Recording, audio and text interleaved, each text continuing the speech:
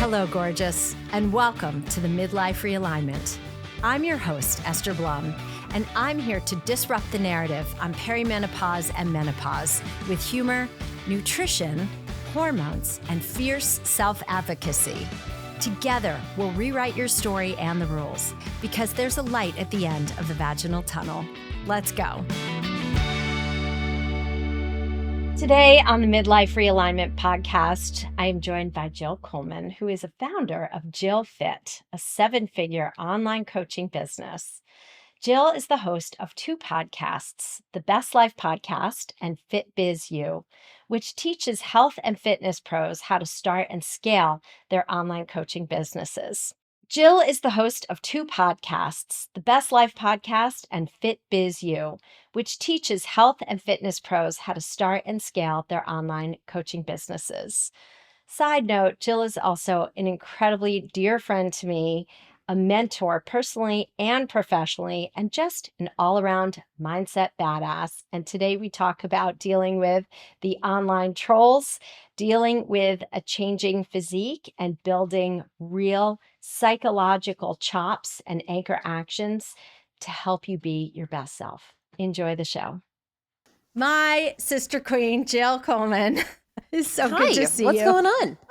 I think you and I met, it must have been like 2007, 2008, something around there. And I was getting my master's in nutrition. And at that point, I was a full-time personal trainer. I was working full-time at a university running their fitness center. And I was teaching about 10 to 12 classes a week. So I was doing what I call the fitness hustle. And I loved it. I didn't know how you made money in fitness, but I just knew that I was pretty decent at it and I wanted to keep going. And then in 2010, after I graduated, I started a blog. And it was a place for me to just put all of the conversations I was having with my personal training clients, anywhere where I wanted to talk about nutrition or supplements or lifestyle or anything like that I really couldn't put anywhere else. And I started sharing workouts and I made this, and I know you and I talk about this a lot, I made this commitment to blogging every single day. And at the time, I was definitely not the smartest. I certainly didn't have the biggest connection. Like I didn't know anyone in the industry, but I just said, you know what, I'm just going to be consistent. I blogged every single day for the first 2 years. And I was not a great writer. And I'm speaking to someone who is a great writer. I was not a great writer. Obviously that's gotten better with time and practice and things like that. But I mean, I remember people would email in and say, hey, Jill, I love your blog, but can I edit it for free? Because like there's so many grammatical mistakes and spelling errors. So I am not a perfectionist, which I think has helped a little bit. And so we grew a pretty quick readership. This is back in the days where people were reading more blogs. And within about 18 months, I had built my online coaching to 6 figures. I was helping people get up on stage. We're doing a lot of competition prep, a lot of fat loss, old school meal plans, stuff like that. Then we had grown to 6 figures. I had 5 additional coaches helping me with clients. And people started asking me, like, how are you doing what you're doing? And of course, I didn't know. I didn't have a business degree, never even was interested in business. But I just said, well, I'm writing this blog. And people were reading it. And that was how I was getting all my clients. So I started teaching this blogging model. And I started doing sort of a hybrid of fitness, nutrition, mindset, and a little bit of business. And I was teaching people, hey, if you've had your own transformation, you could talk about it on your own blog. And then fast forward, obviously, many years, and we now mostly do business coaching for health and fitness professionals. So over that time, I sort of fell in love with business as a skill, learned it, obviously. I don't think that you can have a successful online business without having to learn business. It's a totally different skill, obviously. And now that's what we do 15 years later. And haven't blogged in a while, but social media came along and people were putting in long captions and long form content on social media. So that kind of took its place, but we've evolved and we've made many big pivots, a lot of small pivots over the last 15 years, and we're still out here. Mm-hmm. And you not only were coaching other women, but then you started doing fit body competitions on stage yourself and getting on stage and getting prepped for magazine covers. And can you kind of walk women through, because I don't know if there are a lot of women who do know what that's like, but there are a lot who it's a very foreign concept to see a woman on stage in a crystal bikini, high heels and a spray tan, and the amount of mind fuckery that goes on prepping before and after, and what happens physiologically to your body and psychologically during that time. So actually, that's kind of how I got my start online. Was I did my first show in 2006, and I competed from 2006 to 2011. And at that point, I was in my early to mid 20s, and I really just fell in love with. And I'll be super honest, and this is embarrassing to say, but I fell in love with the affirmation. I fell in love with people asking me, "Oh my God, what are you doing? You look amazing. When's your show?" Like you just fall in love with the sort of attention that you get. And this is obviously a piece of a larger problem that we have with commenting on women's bodies and sort of affirming the wrong things because I was obsessive. And at the time, I just felt like, wow, I'm just really disciplined. And no one has the kind of discipline that I have. And I put my health as a priority, and more people should do that. And you kind of have this self-righteousness about you, because it does become your life. And you know this. You've personally probably gone through many different iterations of diet and exercise and all these kind of things. And for me, it was a way to control how I looked. And if I could control how I looked, then I could control the level of, I don't know, affirmation, approval, love, attention that I would get. And I remember I won my very first show. And it was like the hardest diet I've ever done in my life. You know, I was someone who exercised a lot, but I didn't really pay attention to my eating. So I started paying attention. I lost 20 pounds, got up on stage, won my show, best day of my life. My whole friends and family are there. I get off stage and I immediately gained 15 pounds in the next 2 weeks. 2 weeks, 15 pounds, right back on. And I remember looking at myself, and it took me 20 weeks to lose 20 pounds. So here I am 2 weeks later, and I gained that right back. And I remember looking at my body and just being like, I don't even recognize my body, and I don't recognize this, and I hate it. I had so much shame. I had so much embarrassment. I'm going to my same gym where just 2 weeks ago, people are like, you look amazing, right? And here I am, and of course I'm still fit for general standards. But for me, I felt bloated. I felt embarrassed to be seen. I'm wearing big men's like Hanes XL t-shirts and just like trying to hide my body.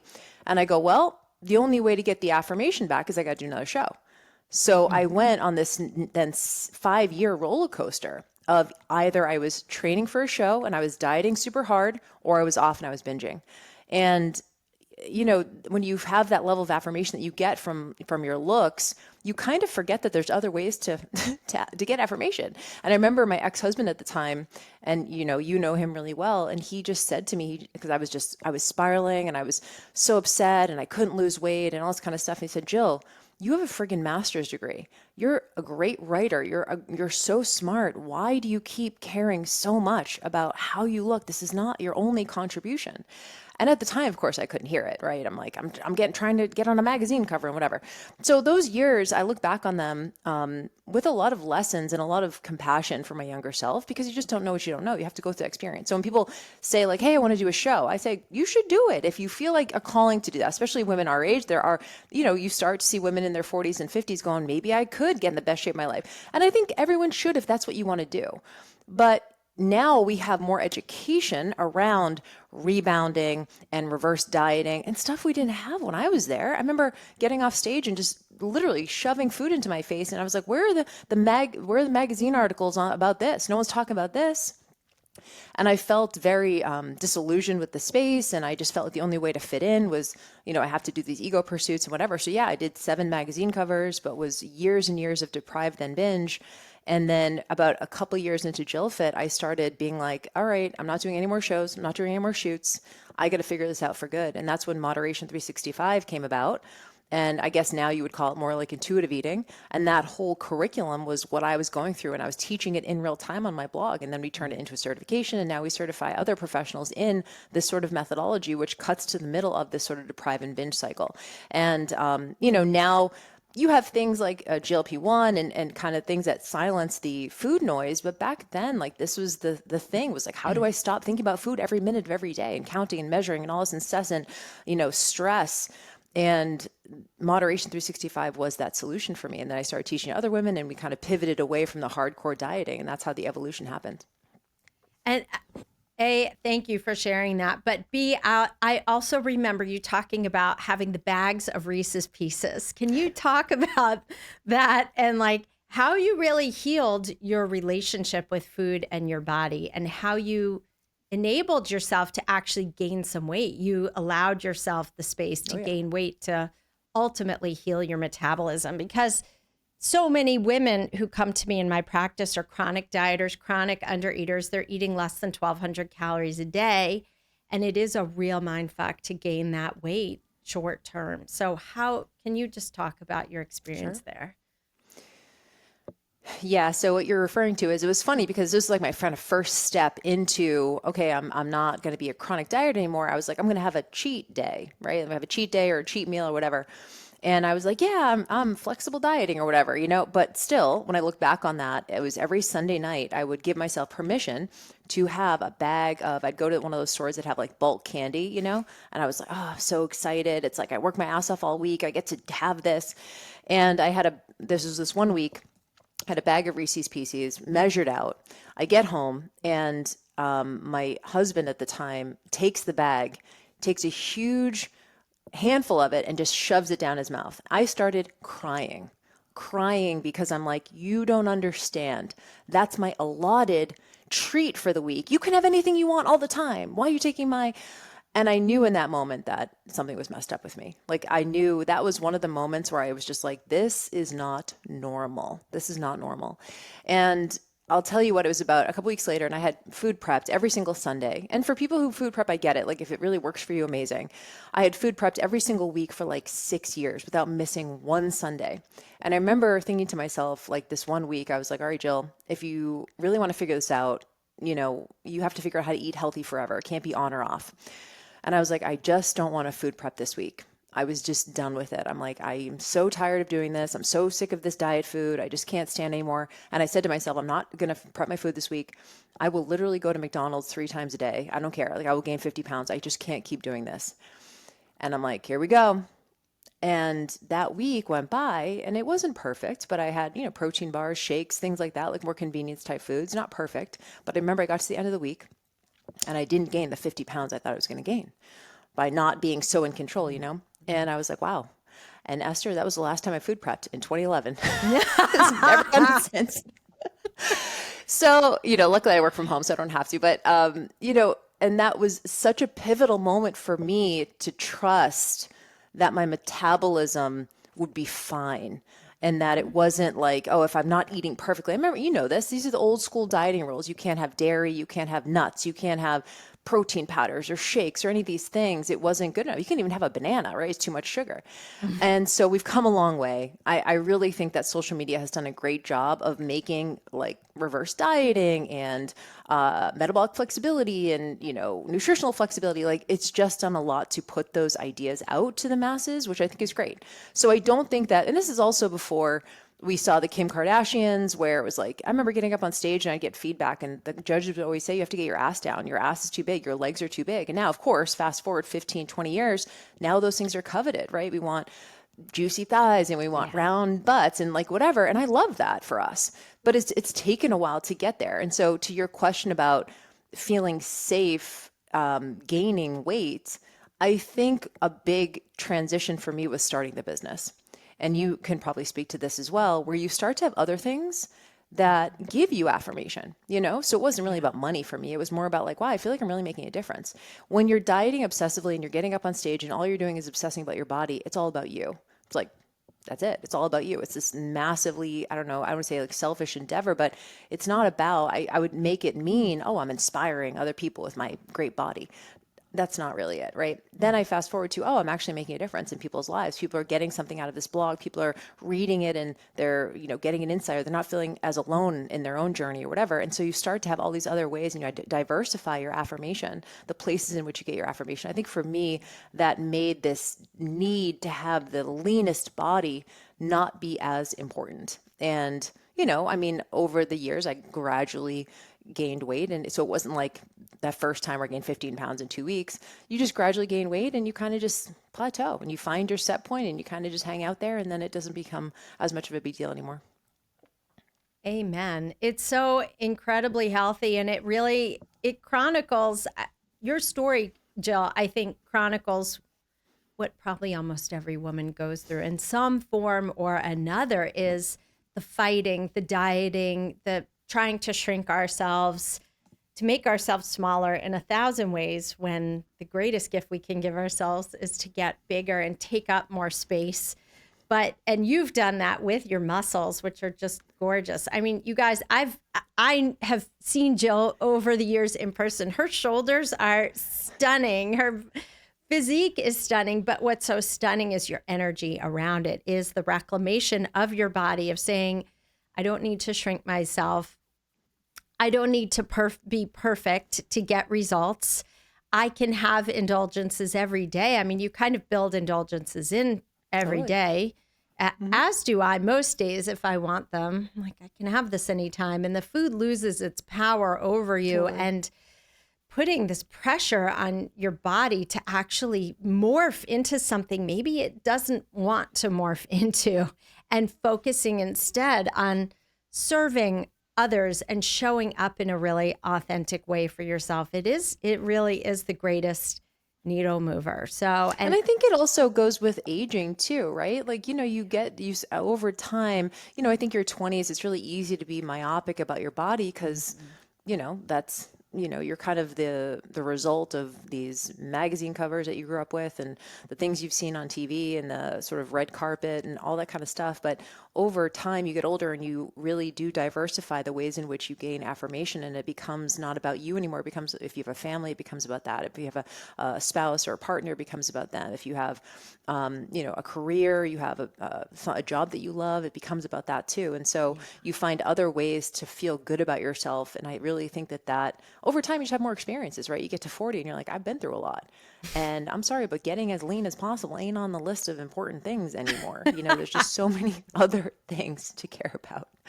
Well, also, and I feel like you have more time in your 20s, or you have a lot more less responsibilities. Yeah. Less responsibilities. We're not all owning homes at that point, or necessarily in long-term relationships. And it really does shift.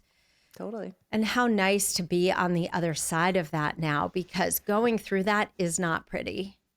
It's messy. It's hard. It's a real breakdown. And we've all, I think the other thing you touched upon, which is so true, is we've all had those moments, proverbial moments of crying, when our husband took the pile of Reese's Pieces, or just spiraling out of control, saying, I don't like the skin I'm in, I don't like the body I'm in, or I don't like my relationship with food. And sometimes those pivotal moments are just the greatest gift that we can get, to say stop. And for a long time, you go the other way, right? So you wake up, and at least for me, this is the experience of waking up on Monday morning and just being like, God, I can't believe I did it again. I binged all weekend.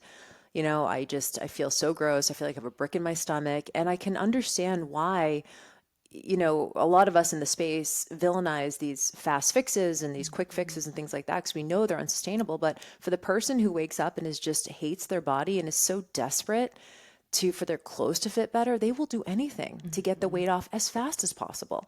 And so I really appreciate conversations like this and other conversations where we are sort of normalizing the fact that, being stick thin is not actually healthy, but it's also not like, we're not meant to do that. I'm someone who is big boned, like, and I mean, and not like big bone how people say it. I'm like legitimately big boned, like literally, like my wrist, my knees, you know what I mean? Like my bones are really thick. So I think my leanest ever, I was like in the 140s. Like, I'm getting up on stage at 12% body fat. I will never be 120 pounds, 110 pounds. Like, it's just not. So you have to go, okay, what is my sort of genetic makeup and how can I feel strong and healthy? And for me, it was a lot about, I just want my clothes to fit. Like, that was a big thing for me. It was like, I want to be able to walk into my closet and everything zipped right up. I don't need to be in a size 2. I just don't want to feel stuffed into my clothes. I didn't like that feeling. And so I empathize with women maybe listening to this and going, I don't think anyone thinks that fast fixes actually work. Like, I think when we say like, hey, this detox juice, like, I think people know that that's actually not a sustainable strategy, but they're like, well, I have a vacation in 2 weeks. So let me just do this really quick and gain, so my clothes will feel better. So I think that people are aware of it. I just think if you are someone who has 20, 30, 50 pounds that you want to lose, and someone's saying, hey, why don't you just do 10,000 steps a day? They're at the bottom of Mount Everest being like, 10,000 steps a day is going to get 50 pounds off me? Like, no way, right? I need something more extreme. And I understand that psychology. It's like you just want the weight off and you want it off as fast as possible once you make that decision. And so it is hard to hear maybe some of the advice you and I would give someone about like, just take it slow and don't jump into 5 days a week at the gym, go twice a week. And they're like, but you don't understand, I'm already behind the 8 ball. I need to do even more to get myself out of this hole that I'm in. And so, yeah, I think that luckily I've been, luckily or unluckily, I've been able to bring my audience through these conversations over 15 years. I mean, I think when you have your life on the internet and you start off, especially as a blogger, you are used to talking about what's going on with you. And so I've had this gift of bringing people along, back to your conversation at the beginning about storytelling. I've kind of told all these stories online because it was like what I was going through in the moment, and people just, you get that affirmation of I'm going through the same thing. And so you want to keep doing it because you are like together in this journey. And so that's been a huge gift. But to your point, it does require a lot of vulnerability and a lot of sort of embarrassment, but it's for the greater good. What do you feel like was, I'm getting a little off to the side for a second, but what do you feel like was like one of your most embarrassing or vulnerable posts?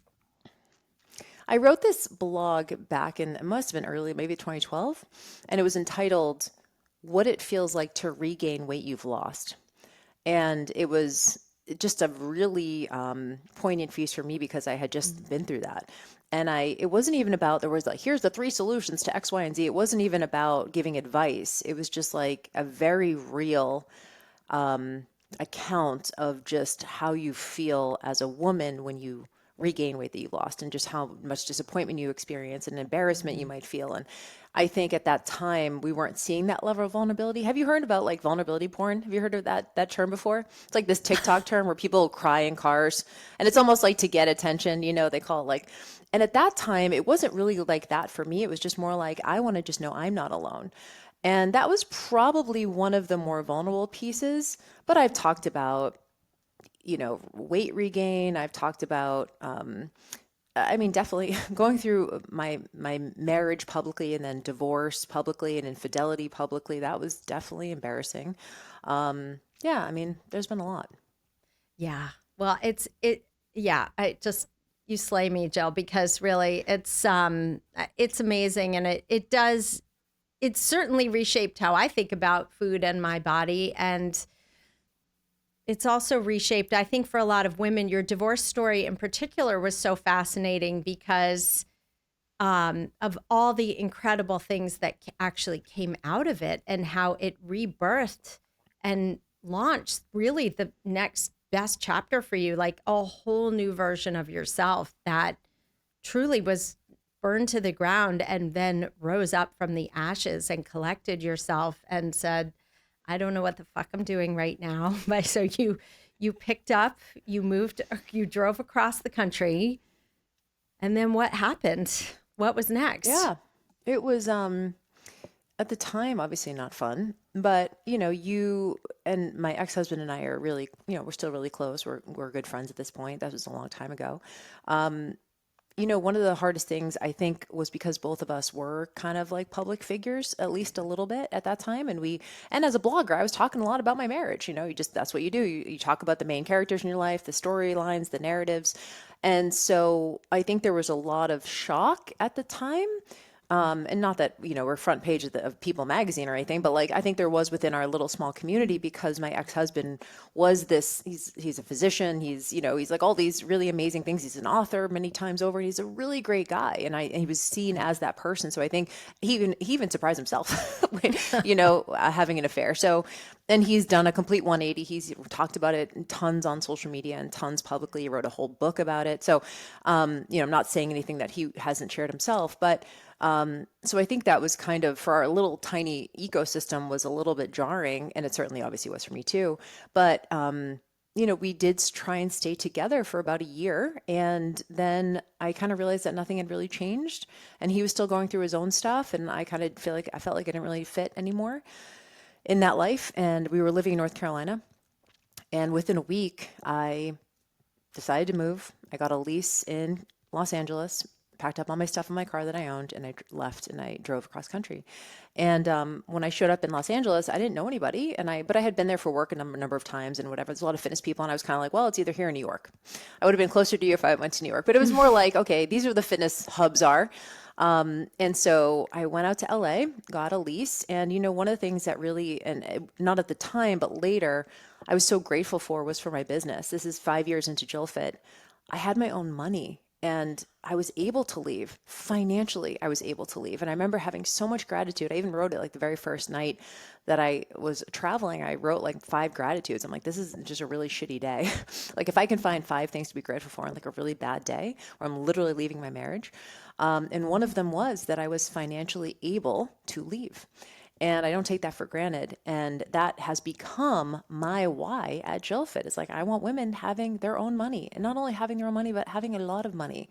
And that is really about, okay, empowering women. And I hope that women never end up in the situation that I ended up in. God forbid, it's not about that. It's not like I want women divorcing their husbands, but I do want them having options, and money brings options.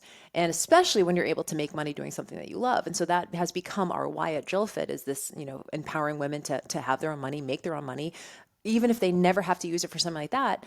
But for me, that was such an important part. And yeah, I landed in Los Angeles and spent 3 years dating and being single. And like you said, trying to figure it out. And this is back in the Snapchat days. So I don't know if you were on Snapchat, but you're showing everything. I'm out partying. I'm going out. I'm drinking heavily. Like, I'm not super proud of that period of my life, but it was the period of my life I had to. I was so disciplined in my 20s. I was competing. I wasn't drinking. I was married at home to home. And then my 30s, I was kind of like let loose, and did that for about 3 years before I met my now husband. And we started dating in 2018. And yeah, the rest is history. But yeah, I mean, you just, and I think some women are a little bit different in this way. When they go through something personally, they maybe let their business fall by the wayside. And they're like, well, I just can't even focus on that because I'm focused on this. And I totally understand that response. I did the opposite. Call it, I don't know, whatever it was, but I was like, this is the only thing I can control is my business. Yeah. So when everything else felt out of control, I knew that I could control my business. I can control what I do here. And so that became really important to me to grow it. And so while I didn't know what the next version of me would look like, I could at least continue to focus on this, which had become my purpose and my why, in helping other women grow their own businesses. So yeah, I mean, there's a lot of things we can get into on the evolution of all that. Are you sick of being gaslit by your medical provider? Have you been told to just suck up your symptoms and not given any solutions? I'm Esther Blum, integrative dietitian, TEDx speaker, best-selling author, and menopause survivor. With 3 decades in practice, I've created my Make Menopause Your Bitch program to help you reclaim midlife and get your life back.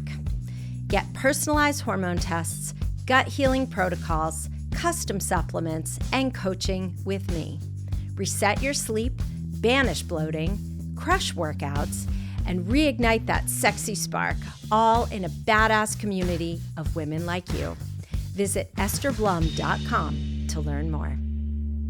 The women having their own financial power is astounding. We create the biggest ripple effect, right? We not only change our own lives, but we change the lives of every woman around us, right? We can pay for things for our parents, contribute, or we can be leaders for our nieces, our daughters, even our sons or nephews. It's really important for men to see women, adult women, making their own money and setting that as a standard. Now, that's not to shame anyone who is staying at home as a domestic engineer, raising families. That is a full-time position. It's not necessarily salaried, right? But it's a six-figure position for sure. That is a 6-figure position. Yes. You're a therapist, you're a chef, you're, the chief engineer for your home.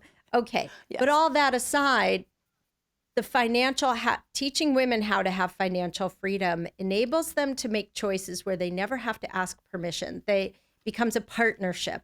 And this, ideally in every relationship, it's a partnership, not asking anyone for permission to do things, but saying, this is what I want to do. I want your support in doing that. Yep. But it just enables us to have so much more power than we would otherwise have. I truly, truly believe that. And it's not that you even want to exert the power, right? It's just more like, okay, but small things happen and you know you can handle it. You mentioned how it affects other people in your life. That has become more of a why for me in the last few years is my parents getting older. And I never want them to have to worry about money. It's like, okay, cool. Like if they get sick or whatever, like I want to be able to help with that. So that has become a real big why for me as well. Yeah. And, we can talk about maybe the systemic challenges around who gets money in this country and, do people get enough and who has the most and all that kind of stuff. But at the end of the day, all we can control is like our little what we're doing right on a day-to-day basis is like, okay, I can show up in action. I can add value to someone's life on the internet, and then I could maybe ask for a sale, And so at the end of the day, I have to figure out, okay, while there are many systemic challenges around who has the money and who should get it and whatever within our society, I think you have to look at it also and go, okay, well, what can I do today to make my position as good as I possibly can make it so that other people in my life can have. Like for me, it's never been about I want to, have a house in wherever and I want to have multiple yachts and like that's never been it for me. It's always about my love language is money. I always say like my love language is money. If you're a friend and you need somewhere to stay, like I got you. I'm going to Venmo you $1,000 today. Like whatever you need, that to me is like the power, right? It's not the power over somebody else. It's like the power to help someone in need who needs it. If they're going through a hard time, my best friend Danny J kind of came into the same sort of situation. You've been on the Best Life podcast, which is our podcast together. And that podcast came out of both of us going through infidelity and divorce within the same year. And at that point, she left her house and I was like, well, come to LA. You can sleep on my couch, like until you figure it out. And at that time we weren't really super close. We knew each other, but I was like, hey, I'm single. I just went through that. We can talk about it. We can cry about it. Like come hang out. And she moved to LA, slept on my couch for like 6 weeks, got her own place. And we kind of went through these parallel situations at the same time. And if I hadn't had the money to have a place, I wouldn't have someone like that who could come and land on that plane. So it's really not about that. When we talk about money, I think there's, you can think about greed and some of these things. I don't know that it's necessarily about that. I think it's about options. It's about being able to help somebody in need, people close to you who need it, and provide for your family, your friends, your parents as they get older. That to me has made a big difference. Yeah, just having the power of choice is the best part about money is freedom of choice. Yes. To me, of how you want to do it 100%. and change the world and all of those good things.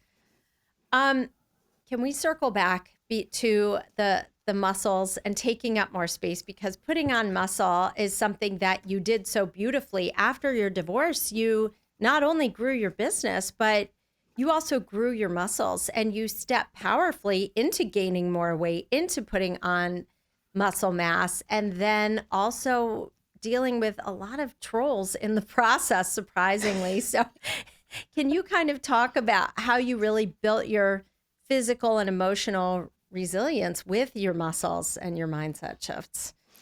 Well, I think I was lucky because post-divorce, I was eating and drinking a lot.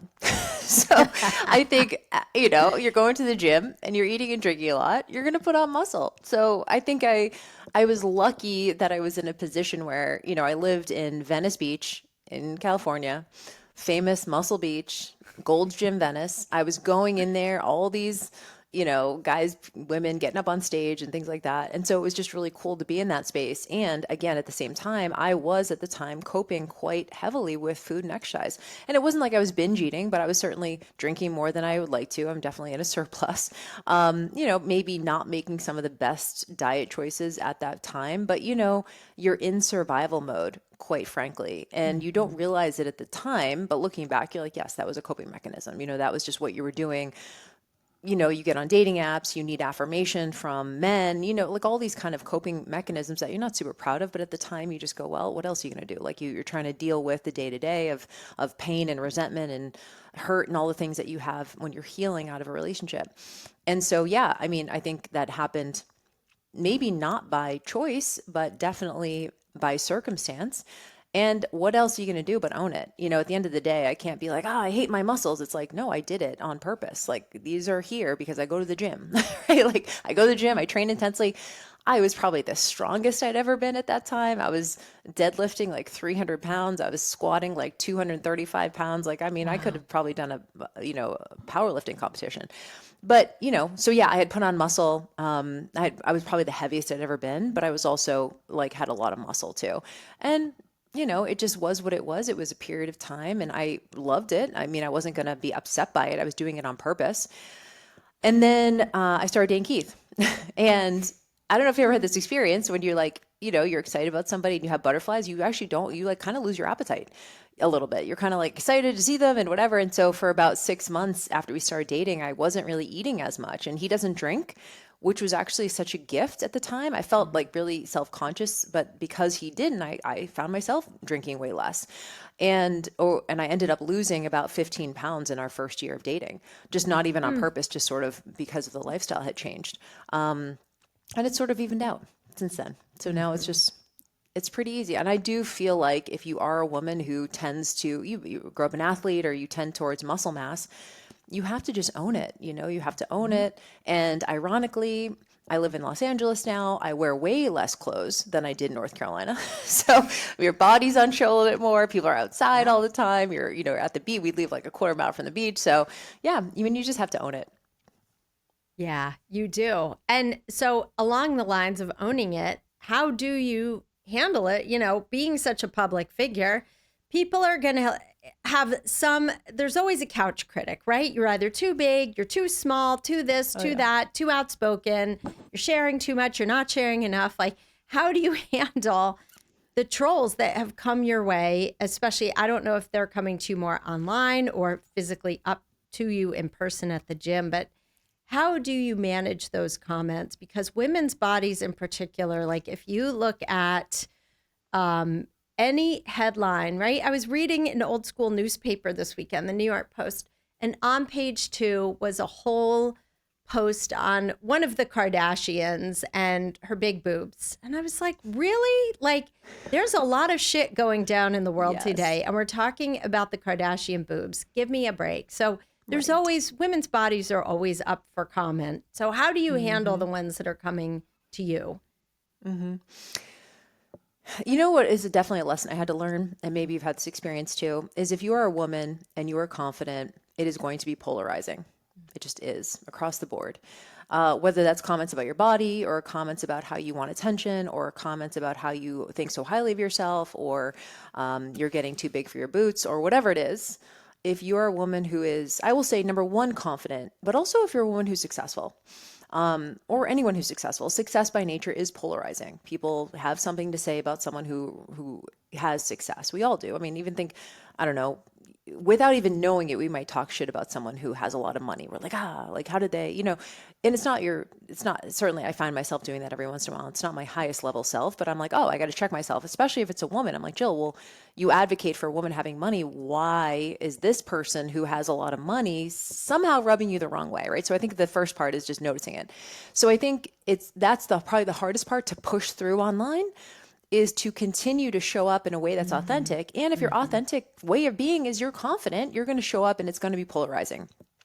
And so on one hand, I've had certainly every time I go viral on social media, I get trolls saying something about my body. At this point, it's really interesting, and maybe you'll get this.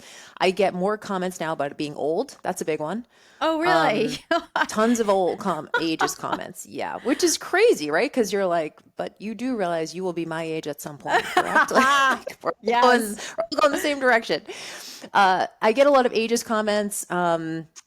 I get a lot of comments about, yeah, I mean, definitely my looks. Some people, too fat, too skinny. I mean, just is what it is, right? It's whatever. So you get those from strangers. Those are probably the easiest to not care about because you're just like, this person doesn't have a profile picture, right? Their private account, they like, you're just like, whatever. And you can delete and move on or block and move on or whatever. I think what is maybe harder for women and maybe those listening is those maybe closest to you or other people like you. I know that for me, I feel lucky that I do have an amazing ecosystem at JillFit of women who are driven, who are strong, who like that energy. And that's who I attract, this very like direct communicator, boss babe, whatever you want to call it.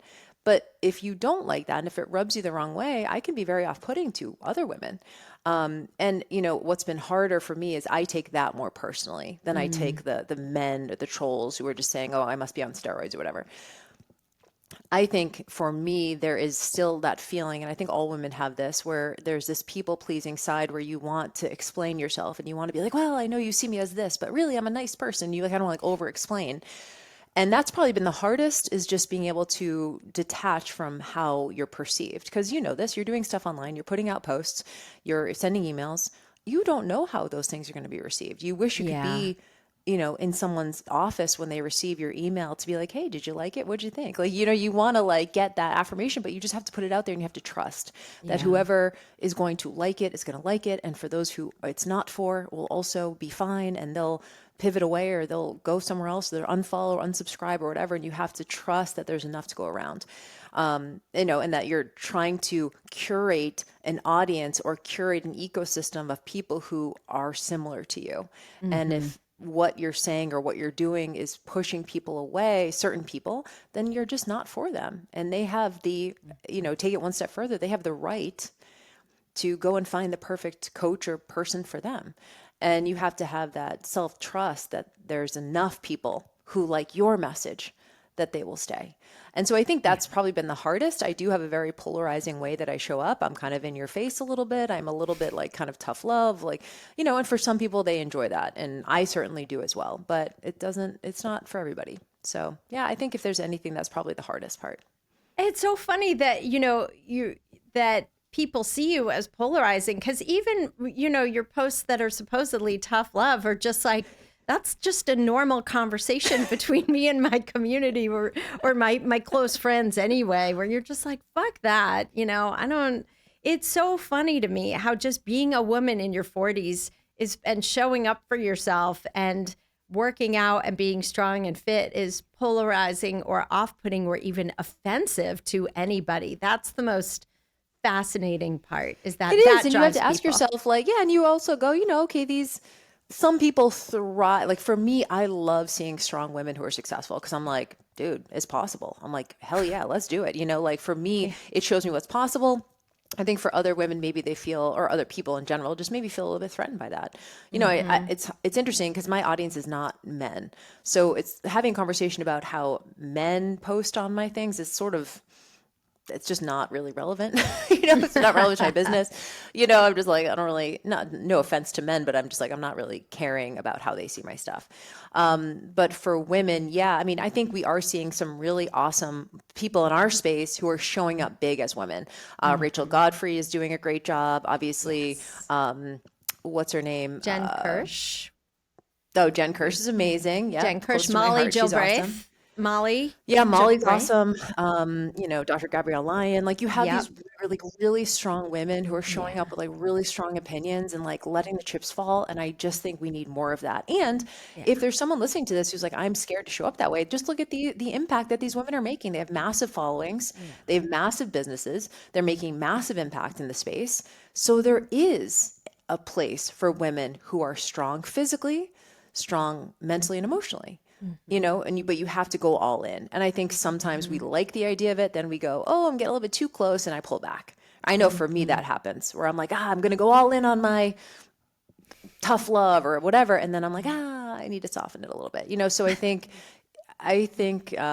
but I do see these women who just go all in, and it's really inspiring to me. Mhm. Well, and perhaps, what's really triggering is the fact that, you have stepped into your strength and constantly do strive to better yourself and show up for your community. And I think for some women, it's a worthiness issue too, where they're like, who Mm, is this woman who is full of herself? And by the way, who else yeah. would you be full of but yourself? But, who is this person to just go and flaunt her muscles? I could never do that, right? I think this is, if I was to go into the mindset of a lot of women in my community, it's off-putting potentially. And yet, if like, how do you bridge the gap from women who are so scared to be seen, or aren't comfortable showing up for themselves, or have internalized those messages of fear and doubt, like, and low levels of worthiness? How do you get them to pivot and actually embrace the challenge and start to get addicted to feeling good and getting stronger and putting on more muscle? Yeah, I think it's not by leaps and bounds, right? It's one tiny action step and you see that you survive it.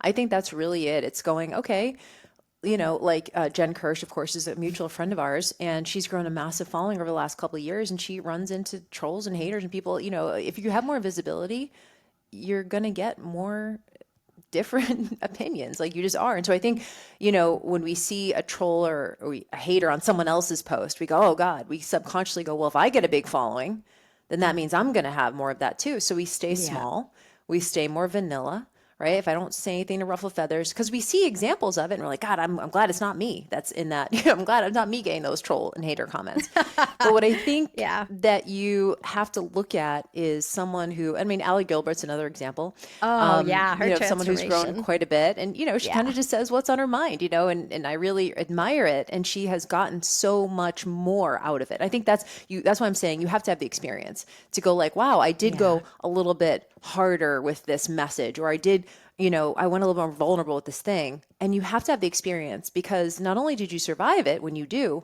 but you actually open up the door to a lot more opportunities when you do. I'm thinking about Yeah. Rachel Godfrey. She's just grown so much in the last year, Allie too. And they've been unapologetic about who they are and what they stand for. And they've gotten way more fucking hate, but they've also gotten way more opportunities. And Yeah. so you have to give yourself over to the experience. And you don't start with like these massive, like leaps and bounds. I think you just do one small thing, whether that's face to camera or putting a picture of your body on social media, or talking about your lifting journey, or talking about how you want women to be strong physically. Like you have to just draw a line in the sand, or maybe go a little bit outside your comfort zone. Like I said, not everything I post on social media feels comfortable. You press publish and then you just hold your breath and then you go, wow, okay. I not only survived, but I got a lot of great attention, or I got a lot of great women saying, thank you so much for this, whatever. And so you stack up that little pile of approvals or affirmations, and you go, okay, now I feel more confident going in this direction because I can see all the benefit, even if there is more hate or troll comments that come out of it. Well, and the other thing you always post, which I love, is like, I don't care it would be nice to change, a million lives, but if I've changed one life, that is still equally impactful, sometimes more so. So I think it's instilling the confidence in ourselves is kind of telling that inner critic to shut the fuck up and just remember like why you're here. And maybe it's to, again, inspire a friend or a family member or a daughter or just even yourself. Maybe it's just to deepen your connection to yourself and practice what I like to call strategic ignorance, to just the detriment of everyone else's comments or weighing in. And because self-improvement is such a journey, and especially around the holidays. By the time we're recording this right before the holidays. When this releases, it will be after. But when families gather, let's say you've had a wonderful weight loss journey, fat loss journey, you've decided to build muscle, all of a sudden the world feels entitled to be able to comment on your physique and have a say in a transformation that maybe you just did for yourself and your own well-being. So it's kind of I feel like what I have noticed as women go through amazing physical transformations, and you've seen this way more in your business as well, is just how women with their physical building of muscles comes the mental resilience. And because we have put ourselves through the ringers, I mean, your physical challenges are no joke. Like everyone, you don't know my husband yet. I haven't brought him on the show, but he used to do Jill's workouts, and he'd be like, that Jill Coleman kicked my ass today. He would be dying on the vine. That makes me so happy. And when we put ourselves through and remind ourselves that like the mind's going to quit long before the body does, when we can push ourselves just that extra 3% at the end of the workout, that's what really leads to the greatest change. And it's the hardest to get through. Like, it is. And it's one of those things where you have to whose opinion do you care about too? Right. I once had this comment, and I do get a lot of kind of over the years, obviously I've gotten a lot of trolling comments, but I did that. This woman, she posted, because I posted something, I was like wearing a tank top or I don't know, a swimsuit or something. And she said, who are you posting for? Certainly not women. There's a woman who said this. And I go, I'm posting for myself, motherfucker. Motherfucker, this is for me. I'm like, I'm posting for myself because like, who do you want to look good for? For me, especially like over 40. I'm like, I want to look good for me. It reminds me of, like that's whose approval you need. Like, do you like the way that you look, right? Who cares? Because it's a crapshoot anyway. Someone is always going to tell you you're too skinny, you're too big, you're too muscular, you don't have enough of an ass, like you have too much of an ass. I mean, whatever. So the other day I was going through some of my photos on my phone, and I found one from 2018, right when Keith and I started dating. And this is like when I was going through that phase where I was eating and drinking a lot, and I'm really strong at the gym, and I'm, like powerlifting basically. And I sent him this picture of me at the gym, and I go like, I'm thick back in 2018. And he's just like, but he's like, you were so sexy then, and you're so sexy now. And so it's just like, whose opinion do you care about? It's like, it's the people who care about you. And even they don't have to have an opinion on your body. I was asking him, but it was like, even they don't have to have an opinion on your body. At the end of the day, it is a crapshoot. Things come and go, trends come and go. So at the end of the day, I will say, like you mentioned, it was a mind fuck, especially for women our age, because we came up in the 90s. We see all the like no ass, skinny legs, and we get that ingrained at such a young age that it's so hard to then you almost get whiplash about like what's currently on trend now. So that just goes to show at the end of the day, you have to just do what you can do for you. What does that look like? How do you like to feel? Do you feel strong in the gym? Do you feel healthy in the gym? Do you feel good when you wake up, or do you feel like shit? I mean, you can, believe me, you can be really lean and feel like shit. So it's not like, yeah, now I'm overweight and I feel bad. It's like, no, I remember being so lean and thinking, and I'm doing these photo shoots in skimpy bikinis and all this kind of stuff, trying to be sexy. I felt the least sexy in my entire life. I didn't even have any feeling from the waist down. I'm so lean. It's like you're walking around like a zombie. So you have to figure out what that balance is for you. Do I wake up feeling good? Do I go to the gym and have amazing energy? Am I excited about my workouts? Not every workout is going to be a home run, but do I work out because I like love the way I feel and I leave feeling refreshed and ready to take on the day and ready to take on my life? And do I feel strong in my body? Do I feel like if I had to help my husband carry a couch that I could do it? Like, to me, those are some of the most important things at this point. And so I think you have to figure out where you're still listening to society and decide, okay, but is that really my script? Have I commandeered that from someone else, from magazines, from social media, from what I've seen? Or am I just in a place where I really love my body? And, sometimes we don't know because someone else is giving us those narratives for so long. 100%. And how is that shifted for you? How, if at all, has your strength training and your energy shifted through perimenopause now that you're in it? How far would you say you're into it? Beginning, middle? I've probably been having perimenopause symptoms for like about a year. Yeah. Just Welcome. like sleep stuff, things like energy stuff. Once a week I wake up feeling hungover, didn't drink the night before, like random headaches, nausea, like stuff like that. I'm like, why am I hungover? I didn't even drink last night. I might as well have had a drink. Yeah, some of that kind of stuff. So, night sweats here and there. I will say that I feel when I'm consistent with weight training, and I've been running a lot lately because I'm training for this High Rocks race.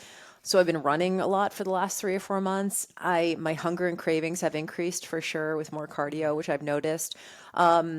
But I definitely, I feel like I've sort of found a balance. I'm excited to go back to more weight training after this race is over next weekend. But yeah, I'm definitely into it, but I'm trying to manage the best I can with just, eating, exercise, sunshine, walks. Like I said, one of my hacks is being in bed for 10 hours. If I'm in bed for 10, I'll get 8 sort of thing. So these little hacks. And you were mentioning before we hopped on the show today, you were mentioning you go to bed at 8, which is incredible. Oh, yeah. And then, so you wake up at what time? Like 6:30. So, but I'm awake probably an hour a night in the middle of the night. Are you? And that's perimenopause now. I think, yeah, I'm pretty sure it is. I mean, I would definitely consider HRT. I know you came on the Best Life and you've talked quite a bit about it and you're an advocate for it. And I think that's definitely my future, but we'll see.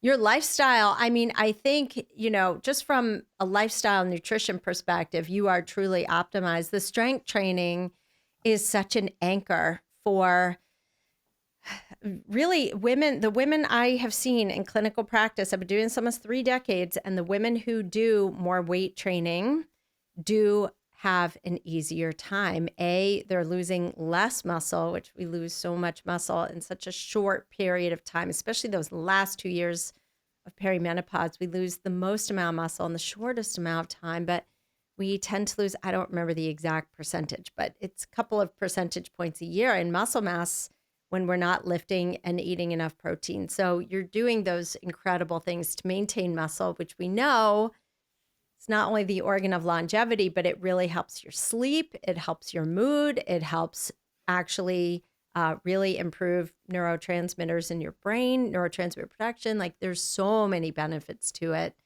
that you do. You're already so ahead of the curve. So many women don't even start strength training until midlife, until they're like, oh shit, my bones are not in the best shape, or I'm feeling really tired, or I rolled over in bed and threw out my back, So then that's like the wake up call. So you're already so ahead of the curve. What are some of your anchor actions that you do, and what are your personal anchor actions to just maintain your consistency and your mindset of like, I don't feel like going to the gym today. I don't want to work out. I want to face plant into a trough of whatever sour cream. Well, and you and I onion both dip. know motivation doesn't work.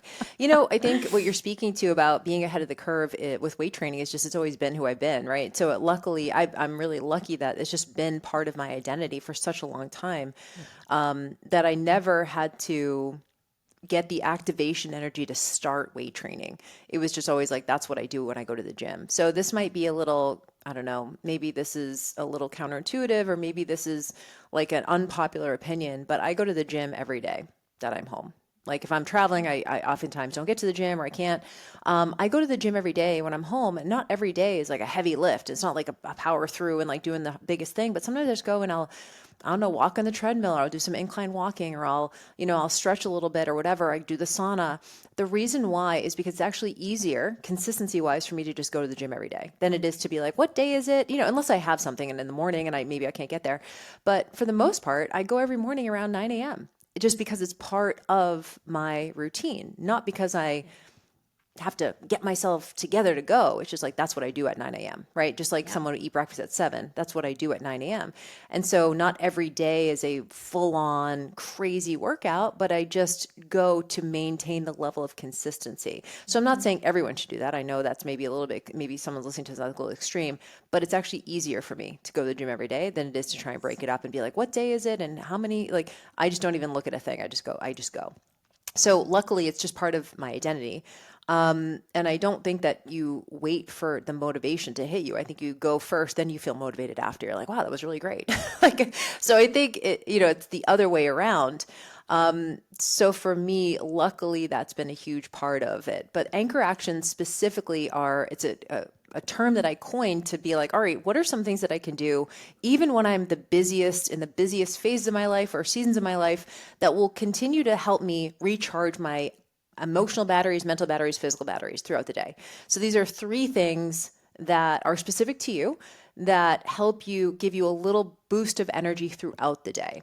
For me, they're non-negotiable. I don't care how busy I am. I'm in the middle of a launch. I'm staying up till midnight, writing a sales page or whatever. I commit to these 3 things. Number 1 is at least 30 minutes of weight training. And second is at least a 30-minute leisure walk. And then third is 8 hours of sleep. So that's it. If I hit those 3 things, the rest sort of takes care of itself. And those are my priorities. And it can be hard. I'm sitting at the desk, working like crazy. I'm in the middle of a launch and I'm like, Jill, you got to get up and do your walk. You haven't walked yet. So it's that. And every time I do, I come back to the desk way more focused, way more productive, being able to get way more things done in less time.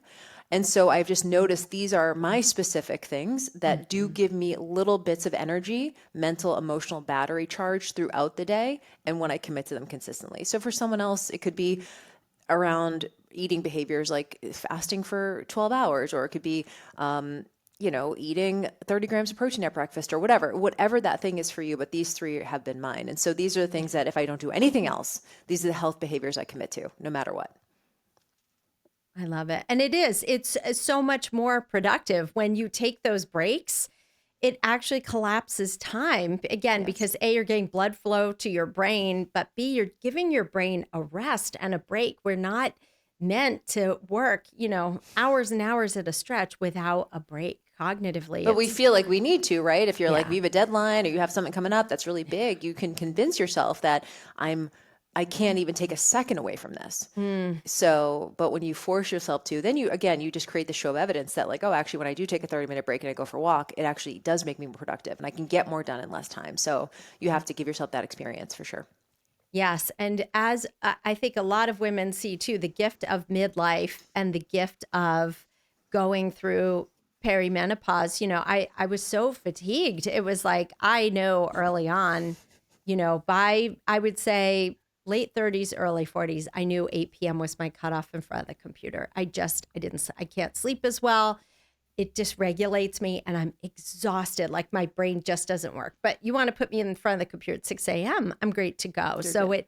even though I don't want to be there at 6 a.m. either, but I physically work a lot less than I used to. I just can't do it anymore. Right. So it will be interesting to see, Jill, what your metamorphosis looks like as you go through the journey. And yeah, it's, I think we all adapt and work differently as we age, but that's kind of the fun part too, is seeing like, wow, I used to do that. That 2020 version of me did one thing. The 2025 model is a whole new operating system. It is. And you just go through different evolutions, and you can't, I think one of my biggest sort of lessons, over the last 20 years, I guess, is really just self-compassion. I've gone through so many different iterations, from the obsessive dieting and the competing to going through infidelity, divorce, moving to a different city, going through my, little hoe phase that I had in LA, meeting my second husband, coping using things like alcohol and things like that. And then, going into my second marriage, I never thought I would get married again. Congratulations, by for a the second way. time. Thank you. Yeah, and doing it completely differently this time. And through all of those different versions of you, you're just doing the best you can. You're just doing the best you can, and you have to just go, you know what? This is it. I can't get mad at myself for that time, or I can't be upset that I didn't know, or whatever. You just have to look back and go, that was like you said, the 2020 version of me. That was a 2015 version of me. That was a 2010 version of me. And at that time, I was doing the best I could do with the information I had at the time. And then you evolve into the next version and you just have to embrace it. And you can't look back with embarrassment or look back with shame. You have to just go, well, that was what I needed to do at that time to get through that phase. And I don't know, I just don't think that beating yourself up has a lot of utility. So, you get into your 40s and you go, well, it is what it is. And do I like who I am now? And I think that's a big question we have to ask ourselves. I love it. Okay. So what are you working on now that you want women to find out about?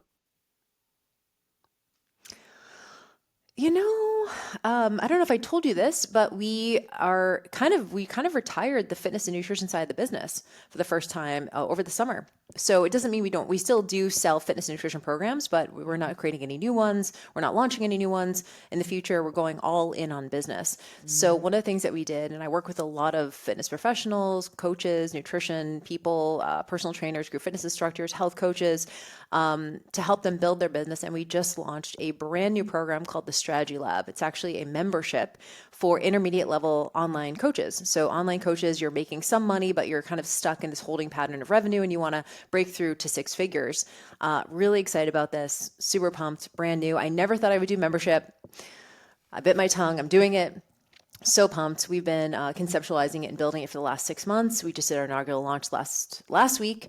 And so that's really the biggest thing that we're focused on right now. We have two business programs. One called FBA. It's for beginners to online coaching. So if they've never coached online, that's where you begin. And then you can graduate to the Strategy Lab for intermediate level. And then we have a 6-figure mastermind as well. So for me, that's pretty much it. We're simplifying the business, streamlining, and it's all about fitness business for health professionals. And I would say probably 95% of my clients are women. So it's been fun. And do they find this all at JillFit, or what's Correct. Okay, Yep, so JillFit.com, and we will put this in the show notes. And Jill, you're such a fucking rock star. I'm so grateful that you came on today and just your whole journey. I mean, you guys, you have to follow Jill and just get her newsletters and follow her on Instagram. Instagram is JillFit as well. And just read her stories. You will just, I don't know. I am inspired by you continually. So thanks for being here today. Ditto, Mama. I so appreciate you having me on. And it's been so fun just to see the evolution of you. And we've been in the space for such a long time together. And yeah, just to see where everything goes. And I just want to commend you. Most people tap out, y'all. If you didn't know this, Esther, she just keeps reinventing. She keeps pivoting. Well, I can share with you all. I haven't even shared this online yet, but I just landed a TED Talk in April 2025, April 11th, Congrats. in a town called Normal, Illinois. That is so cool. It is on my mom's Huge. angelversary. So talk about divine. And love it's that. open to the public. So everyone come and join me if you want to come. So cool. Yeah. Congrats. That's So- amazing. Yeah, it's fun. Another milestone. Yeah, Another you've done so much in our space. You've done so much for women in our space. And we'll have to Thank have now we have to have you on Fit Biz You, which is a fitness business podcast. Oh We'll my have to have you gosh, on there. I'd be Start honored business. because I love that podcast too. I mean, this is the fun part, is just listening to each other's podcasts and learning from each other. I would be honored. I love Fit Biz You. It's so good, everybody. So tune into that too. It's at FITBIZU. Correct. Yes. Yep, that's it. If you loved this episode, follow or subscribe to the Midlife Realignment wherever you listen to podcasts and on YouTube, and leave a review to help other women find this show.